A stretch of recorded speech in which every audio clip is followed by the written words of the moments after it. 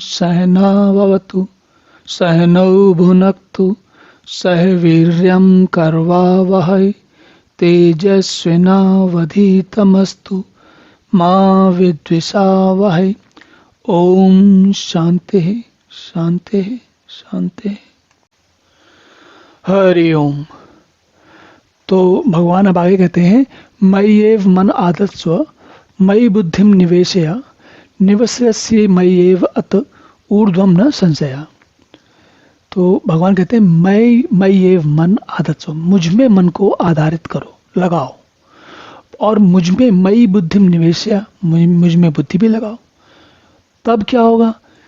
इसके जब मुझ में मन और बुद्धि लगाओगे तो निवस्यसि मयि एव अत, तो ऐसा करने पे क्या होगा कि तुम्हारा आधार है, तुम मुझ में निवास करोगे, और इस बात में कोई संशय नहीं आता है। ऊर्ध्वम न संशय। देखिए, ये बात हम पिछले श्लोक में भी हमने की थी और अभी फिर से कर रहे हैं। ये बात सबको समझ में बड़ी आसानी से आती है। क्या आती है?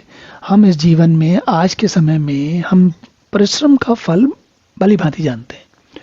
जितने भी सफल लोग हैं, जो IAS बनते हैं, जो अच्छे नेता बनते हैं, जो अच्छे वैज्ञानिक बनते हैं, जो अच्छे डॉक्टर इंजीनियर बनते हैं, जो अच्छे वकील बनते हैं, वो क्या करते हैं?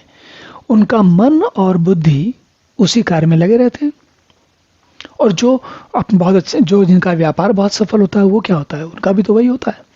वो बार बार सोचते हैं कि कहाँ से हमको और व्यापार मिलेगा, कहाँ से कैसे कैसे लोगों से बात करें, किन से मिलें। क्या कर रहे हैं वो? अपना मन और बुद्धि व्यापार में लगाए हुए। तो भगवान ये बात जो भगवान की है, वो हम सबको बड़ी सरलता से समझ में आई। कम से कम आज के समय के व्यक्ति को तो बहुत ही आसानी से समझ में आई। क्यों?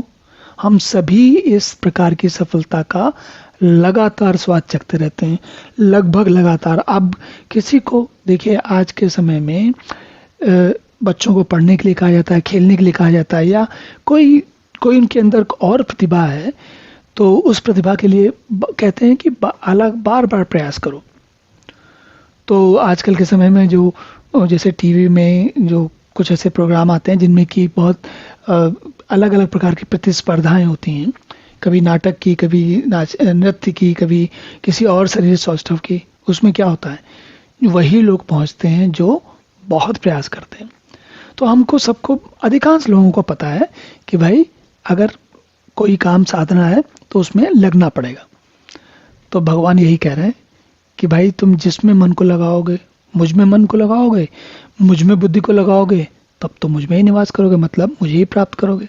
मतलब जितना समय लगाओगे, जितना गुड़ डालोगे, उतना मीठा होगा। चलिए अब अगला श्लोक देखते हैं। ओम पूर्णमदः पूर्णमिदं पूर्णात् पूर्णमुदच्यते पूर्णस्य पूर्णमादाय पूर्णमेवावशिष्यते। ओम शांति शांति शांति।